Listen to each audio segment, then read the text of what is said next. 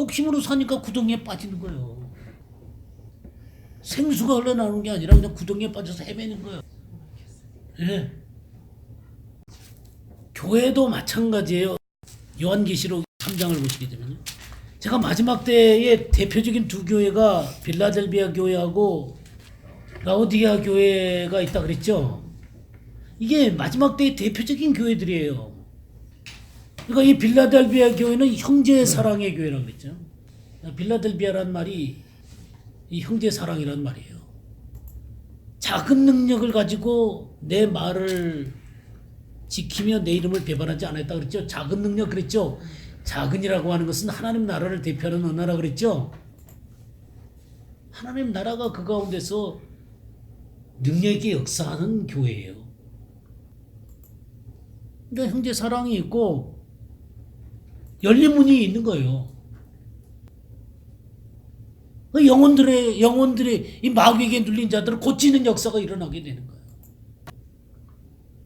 그런 자들에게 12절에 뭐라 그러냐면 이기는 자는 내 하나님의 성전의 기둥이 되게 하리니 그가 결코 다시 나가지 아니하리라. 내가 하나님의 이름과 하나님의 성 곧 하늘에서 내 하나님께로부터 내려오는 새 예루살렘의 이름과 나의 새 이름을 그 위에 기록하리라. 자, 이 무슨 말씀이? 이 하나님의 이름과 예수 그리스도의 이름과 새 예루살렘의 이름이 그 위에 기록이 되어 있는 거예요. 네? 이기는 자에게. 그러니까 무슨 얘기냐면 하나님과 예수 그리스도와 신부가 온전한 일치로 같이 있는 거예요. 온전한 연합으로 있는 거예요.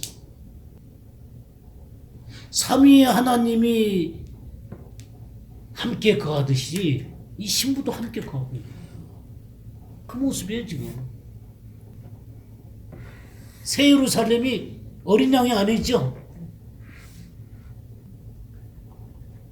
예수 그리스도와 어린 양의 아내와 하나님이 함께 이렇게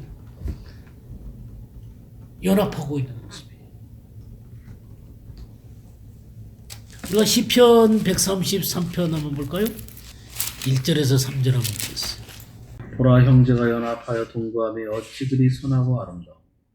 머리에 있는 보배로운 기름이 수염 곧 아론의 수염에 흘러서 그의 옷깃까지 내린 같고 헐몬의 예술이 시온의 산들에 내린 같도다.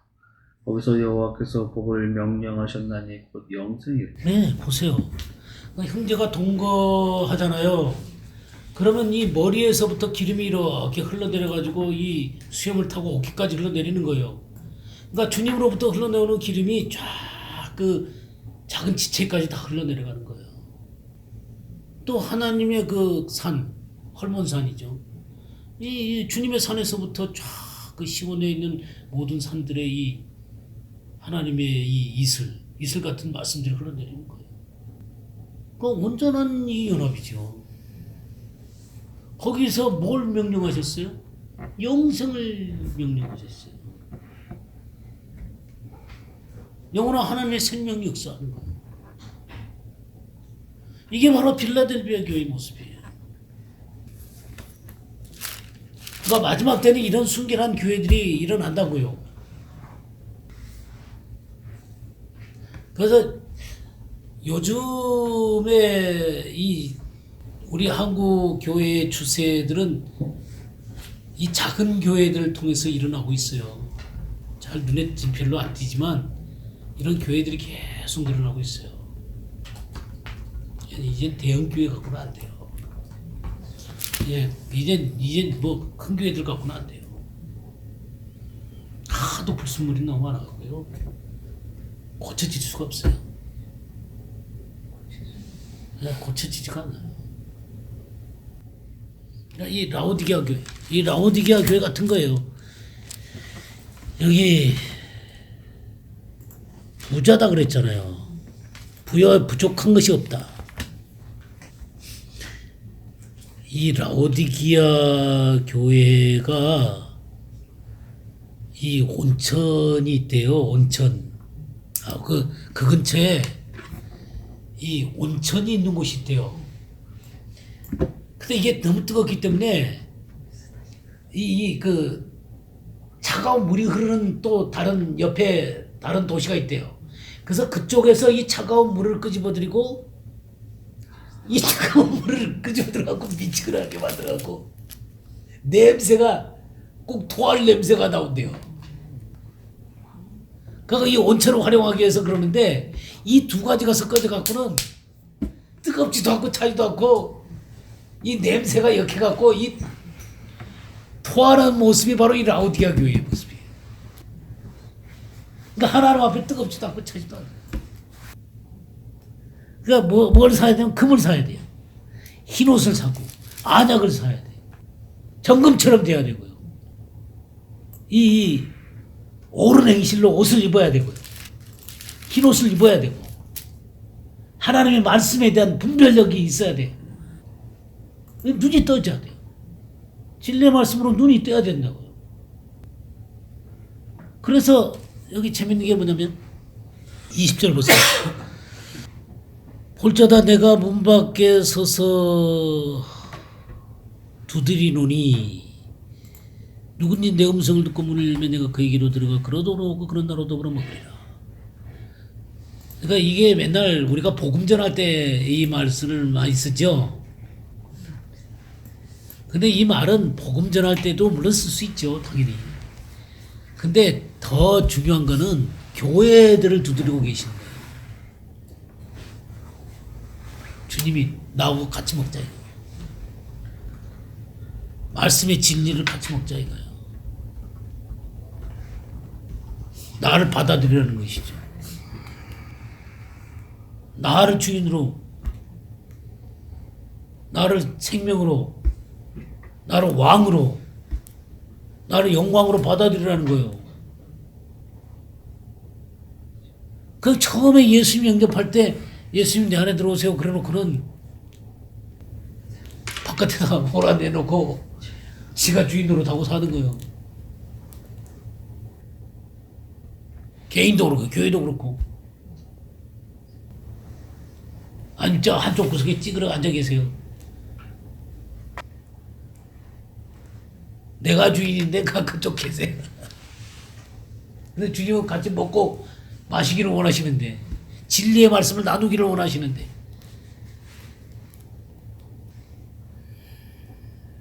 진리의 말씀을 나누기는커녕 주님 뭐라 그러면 아이 계세요 거기 왜 그 간섭하시려 그러세요. 내가 주인인데 내 철학이 있고 내 방식이 있고 다른 교회는 그렇게 안 하는데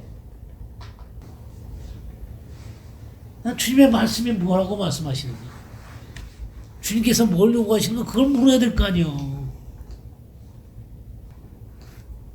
근데 보세요. 그렇게 주님을 영접하고 같이 먹고 마시는 사람들은 이기는 자잖아요. 이기는 자는 그에게는 내가 보좌에 함께 앉게 하여 주기를 내가 이기고 아버지의 보좌에 함께 앉은 것 같이 하리라. 그런 자들이 보좌에 앉는 거예요. 그럼 내가 주님과 함께 하늘의 보좌에 앉았으니까 이제 이건 영구 불변한 이 철밥통이야. 그렇게 배워왔다고요. 보좌의 영광이 드러나는 게 아니라 한번 앉았으니까 나는 영원히 거기에 앉아갖고 떵떵거리고 왕노릇 한다는 거예요. 아무렇게나 살아도 주님 다시 계시면 왕노릇 한다는 거예요. 무슨 말씀이 그래. 세상에 그런 말씀이 어딨어. 이기는 자가 주님의 보좌의 영광을 같이 누리는 거예요. 네, 그래서 이 보좌에 함께 앉아서 주님과 함께 이 보좌에 주님이 아버지의 계명을 지켜서 이 보좌에 앉아서 정말 승리자로서 그 보좌의 영광을 누리듯이 우리도 주의 말씀 가운데 온전히 서서 이기는 자로 서서 이 보좌의 영광을 누릴 때 생수가 걸어 나오는 거예요. 이건 미래에 뭐 가서 맨날 저기 그 상급 받을 얘기만 해. 그거 물론 상급을 받겠죠. 상급을 받겠지만 그 얘기만이 아니에요. 이 땅 가운데서 보호자가 내 안에서 세워져서 그 가운데서부터 생수가 흘러나와서 생명수가 흘러나와서 선한 일을 열심히 하는 진백성이 되게 하시는 거예요. 마귀에게 들린 모든 자들이 고쳐지는 거예요. 그렇잖아 지금 여기에. 이기는 그에게는 내가 내 보좌에 함께 앉게 하여 주기를 내가 이기고 아버지 보좌에 함께 앉은 것 같이 하리라. 그러니까 근본적으로 내가 예수님을 믿음으로 하늘에 앉힌 바 되어졌지만 이 자리 가운데 탁 써가지고 내가 예수 그리스도와 함께 십자가에 못 박혔으니까 육신이 못 박힌 걸 인정하고 새 사람 된 나인 것을 인정하고 그 그리스도의 믿음으로 살아가는 사람이란 말이지. 그리스도의 믿음으로 살아가는 거예요. 물론 과정이 있죠. 24K가 되기 위해서는 그냥 그 불속에 24번 뒤에 들어갔다 나왔다 들어 해야 될 거 아니에요. 그죠? 이 광야에 이 바싹 말려지는 그런 경험들을 해야 되겠죠. 바다 먼 끝에 가봐야지 하나님의 성전 뜰 안에 거하는 게 뭔지를 아는 거죠. 다윗이 광야에 있었을 때 광야에서 내가 성소에서 주를 바라보았나이다 그랬잖아요. 광야에서 광야가 성소가 되는 거예요.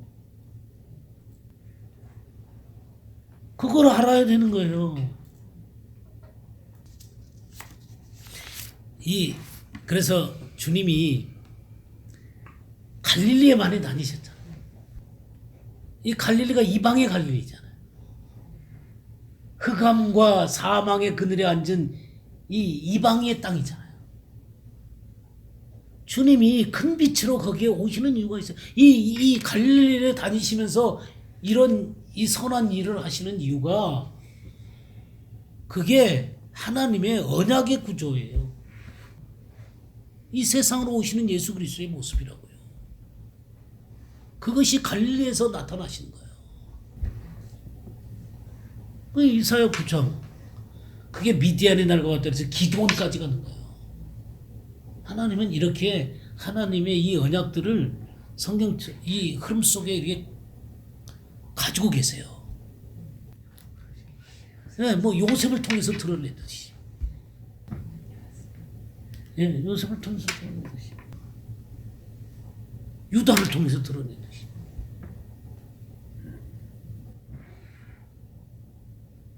그런 것들이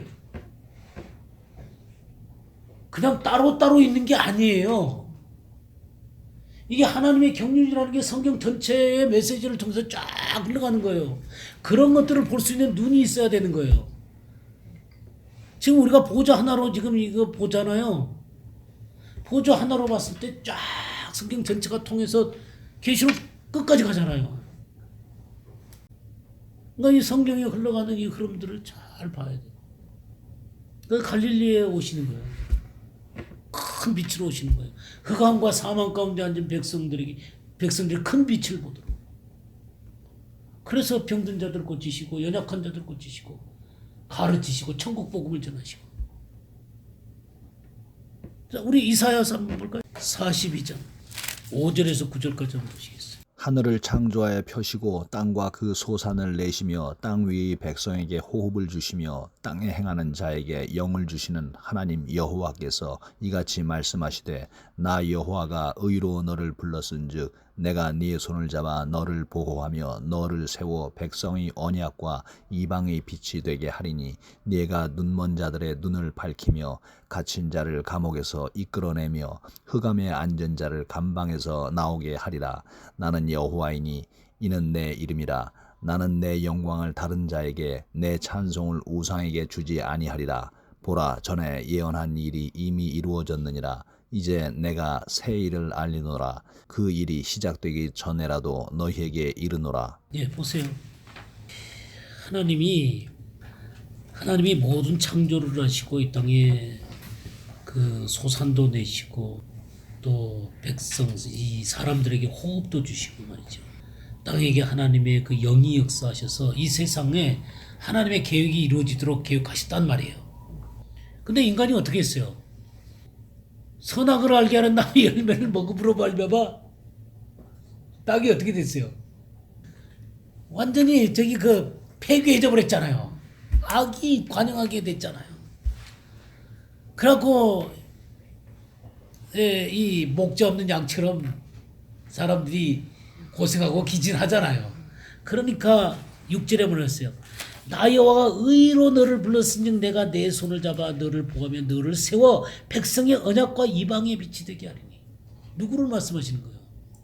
예수 그리스도를 말씀하고. 그래서 내가 눈먼 자들의 눈을 밝히며 갇힌 자를 감옥에서 이끌어내며 흑암에 앉은 자를 감방에서 나오게 하리라. 이게 바로 이 스불론과 납달리 땅, 이 갈릴리에 오셔서 흑암과 사망에 앉은 자들을 건지시는 모습이 그대로 나오잖아요. 그게 바로 새 일이에요.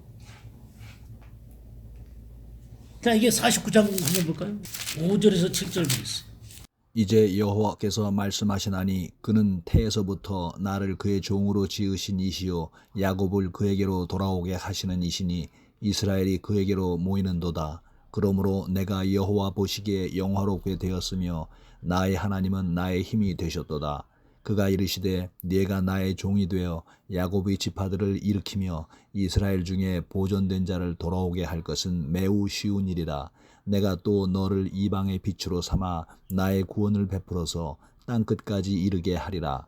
이스라엘의 구속자, 이스라엘의 거룩한 이이신 여호와께서 사람에게 멸시를 당하는 자, 백성에게 미움을 받는 자, 관원들에게 종이 된 자에게 이같이 이르시되 왕들이 보고 일어서며 고관들이 경배하리니 이는 이스라엘의 거룩하신 이 신실하신 여호와 그가 너를 택하였음이니라. 예, 여기 하나님이 그의 종으로 세우셨어요.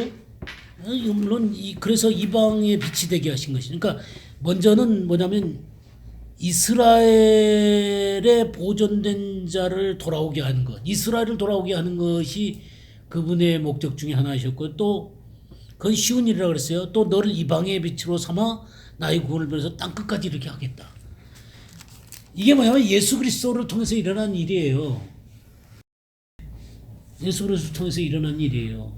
그러나 이거는 예수 그리스도만 아니라 예수 그리스도를 받아들인 하나님의 종들, 이스라엘 의미하기도 하고 하나님의 종들을 의미하기도 하고 복음의 본질을 갖고 있는 자들을 얘기하는 거예요. 이게 사도행전 13장 한번 보겠어요. 사도행전 13장 44절에서 48절 보겠어요. 그 다음 안식일에는 온 성이 거의 다 하나님 말씀을 듣고자 하여 모이니 유대인들이 그 무리를 보고 시기가 가득하여 바울이 말한 것을 변박하고 비방하거늘 바울과 바나바가 담대히 말하여 가로되 하나님의 말씀을 마땅히 먼저 너희에게 전할 것이로되 너희가 버리고 영생 얻음에 합당치 않은 자로 자처하기로 우리가 이방인에게로 행하노라. 주께서 이같이 우리를 명하시되 내가 너를 이방의 빛을 삼아 너를 땅끝까지 구원하게 하리라 하셨느니라 하니 이방인들이 듣고 기뻐하여 하나님의 말씀을 찬송하며 영생을 주시기로 작정된 자는 다 믿다. 예, 지금 바울 사도가 지금 여기에 와서 이제 말씀을 전하잖아요, 그죠? 여기가 어디예요? 비시디아 안디옥이죠. 비시디아 안디옥에 와서 말씀을 전하잖아요. 이 비시디아 안디옥에서 이렇게 말씀을 전하는데 온 시민이 다 모였단 말이에요. 담대히 하나님 말씀을 전하면서 이 이사야 49장에 있는 이방의 빛을 자기들한테 딱 적용시키는 거예요. 우리 이방의 빛으로 삼으신다. 그래서 우리가 여기 와서 복음을 전하는 거다. 그러니까 이 이방의 빛은 예수 그리스도이시기도 하고 이 예수 그리스도를 믿는 자들이 이방의 빛이 돼가지고 지금 이렇게 복음을 전하는 거예요. 이렇게 주님은 주님과 주님의 백성들이 일치하기를 바라고 계세요. 주님의 영광을 주님의 백성들이 온전하게 드러내기를 바라고 계세요. 주님이 빛이신 것처럼 우리도 이방의 빛이 되어져서 빛을 비추기를 원하세요. 맹인의 눈을 뜨게 하신 분이 우리를 통해서 맹인이 맹인을 인도하는 게 아니라 눈을 떠서 길을 바르게 인도하기를 원하는 거예요.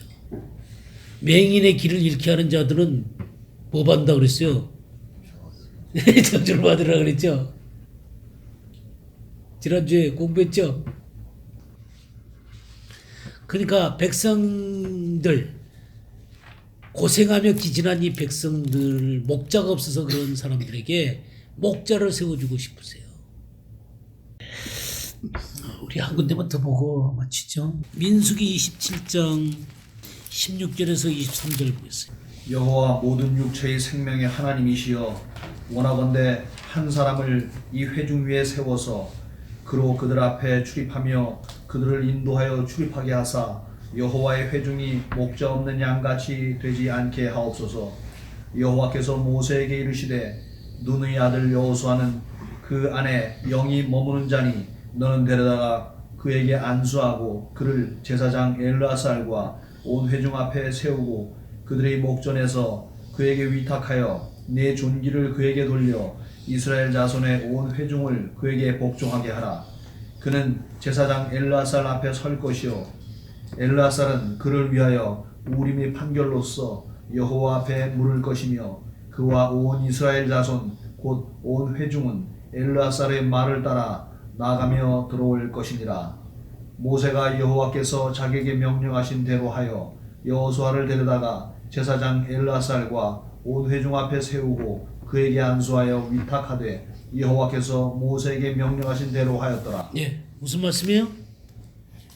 이 이스라엘 백성들이 목자 없는 양같이 되지 않게 해달라는 거예요.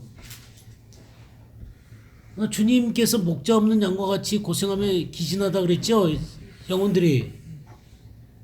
그래서 이스라엘 백성들이 그렇게 되지 않도록 목자를 세워달라는 거예요. 그래서 선택된 사람이 누구예요? 여호수아예요. 여호수아의 모습이 뭐예요? 18절에 그 안에 영이 머무는 자다 그랬어요. 하나님의 말씀과 하나님의 영이 머무는 자예요. 하나님의 영이 머무는 자예요.